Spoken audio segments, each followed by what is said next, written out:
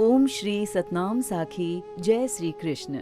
परम श्रद्धेय सद्गुरु स्वामी शांति प्रकाश जी महाराज के सत्संग प्रवचनों का संकलन सत्संग वर्खा भाग 13 प्रवचन 1 पार्ट 2 संत महिमा।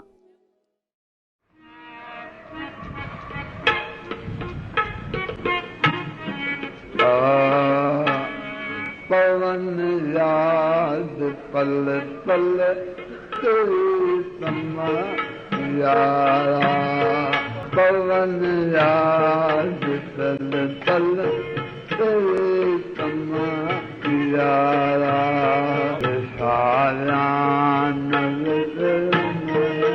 धारा नवलयन भजन तुम्हारा, भजन तुम्हारा। पवन याद पल पल तेरी तुम्हारा। जदे का जुदाई कई आए पेटने, जदे का जुदाई कई आए पेटने। हदी अल्लाह को हदी अल्लाह को महान नारा,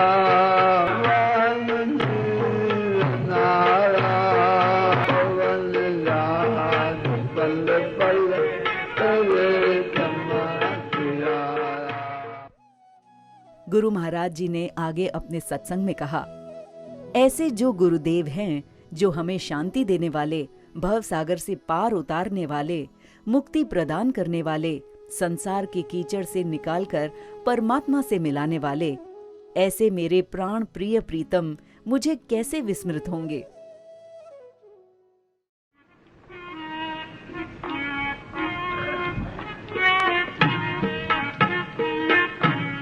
निथो की नमुखे तिरने लगे दो, निथो की नमुखे तिरने लगे दो।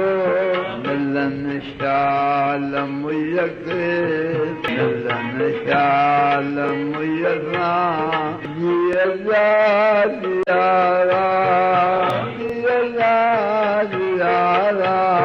पवन याद पल पल तेरी तमा यारा। गुरु महाराज जी कहते हैं, जैसे कोई अपने प्रीतम से जुदा हो जाता है, उसके विरह में और जुदाई में प्रेमी को कुछ भी अच्छा नहीं लगता, नींद भी मुश्किल से आती है। वो इस जहान से तंग हो जाता है। उसे आठों पहर मात्र अपने प्रीतम की याद सताती है, उसे ही याद करता रहता है। उसके नेत्रों से सतत नीर की धारा प्रवाहित होती रहती है। यही प्रेम की निशानी है। हमारे संत बताते हैं कि आंखों से 2 प्रकार के आंसू निकलते हैं। जो आंसू आंखों के बीच से निकलते हैं वे खुशी के यानी प्रसन्नता के आंसू होते हैं, तथा जो आंसू नाक की तरफ से निकलते हैं वे मोह अथवा शोक के आंसू होते हैं। परंतु जो भगवत प्रेम, गुरु महाराज या संतों के प्रीत में आंसू निकलते हैं वे दोनों से अलग ही होते हैं। ये भी एक विद्या है। हमें भी ये प्रयास करना चाहिए कि ये जहान भूल जाए तो भूल जाए, कुटुंब परिवार भूल जाए तो भूल जाए, परवाह मत करना, परंतु एक गुरु की याद बनी रहे, हरि नाम याद रहे, इसका ध्यान जरूर रखना। जैसे पतिव्रता स्त्री अपने पति को याद रखती है, छोटा बच्चा अपनी माँ को याद रखता है, लोभी आदमी धन को याद रखता है, उसी प्रकार हम लोग भी अपने गुरुदेव को एवं नाम को हमेशा याद रखें। आइए इस पंक्ति को ध्यान से सुनिए। हाथ होवे असगाह, गुरुवाणी। इसका अर्थ अमृतसर में हमारे ज्ञानी साहब किया करते थे। सुनिए यानी जो गुरु द्वारा नाम का श्रवण करता है। हाथ होवे असगाह, असगाह कहते हैं समुद्र को। हाथ होवे यानी एक हाथ के बराबर हो जाता है।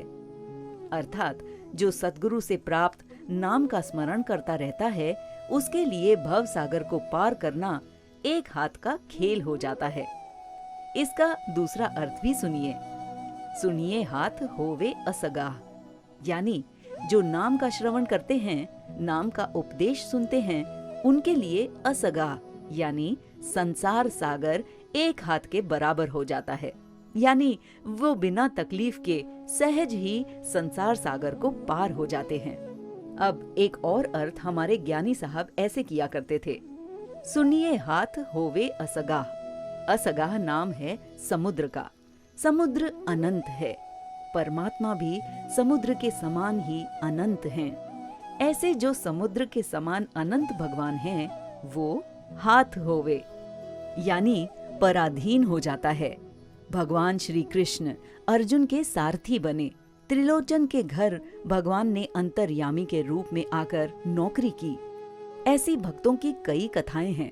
अर्थात जो नाम का श्रवण करते हैं, भगवान से प्रेम करते हैं, भगवान उनके हाथ हो जाते हैं, उनके वश में हो जाते हैं। सुनिए हाथ असगाह होवे, यहाँ आगे पीछे अक्षर हैं, इसे अन्वय कहा जाता है। ज्ञानी साहब या अन्य विद्वान इस प्रकार भी अर्थ किया करते हैं कि जीव हाथ के समान है तथा ईश्वर असगाह यानी समुद्र के समान अनंत हैं। अर्थात नाम का श्रवण करके, नाम का चिंतन करके ये जीव जो हाथ के समान छोटा सा सीमित है, वो समुद्र यानी परमात्मा के समान अनंत हो जाता है।